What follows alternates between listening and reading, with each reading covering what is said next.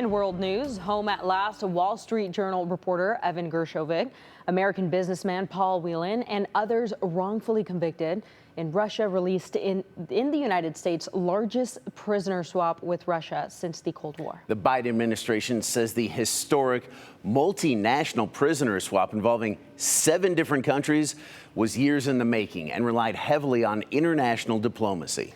And President Biden and Vice President Kamala Harris meeting the newly freed Americans on the tarmac as they touched down here in the U.S. soil last night. And this happened last night. NBC's Drew Petromo has the latest from Washington.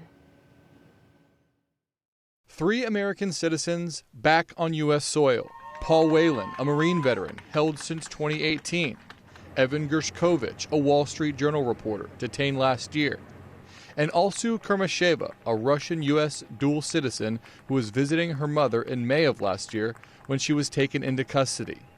All wrongfully convicted and sentenced to time in a Russian prison before being part of an extraordinary multinational prisoner swap with Russia. Great satisfaction and a feeling of relief for the family. The Americans greeted by President Biden and Vice President Harris. The emotional scene is the result of years of diplomacy between the U.S., its allies, and Russia. Long time in coming. It's absolutely convinced we can get it done. To get it done, the U.S. worked with allies, including Germany, Slovenia, and several others. Russia insisted on the release of Vadim Krasikov, convicted of murder in Germany, but part of the swap. In all, Russia released 16 detainees and received 8 in return. What made you feel so confident? Our relationship with other heads of state that I had to get to agree on all that. It's a question that we grapple with every time that we look at the hard decisions involved in one of these exchanges.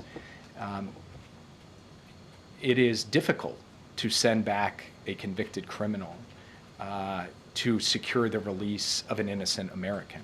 But after weighing its options, the U.S. government says the benefit of reuniting Americans with their families outweigh any risks of the deal. Drew Petromo, NBC News, Washington. Now, another of the released prisoners is Vladimir Kara-Murza, who has an American green card, but he traveled to Germany to meet his family there. The prisoner swap comes at a time of high tensions between the U.S. and Russia over the war in Ukraine.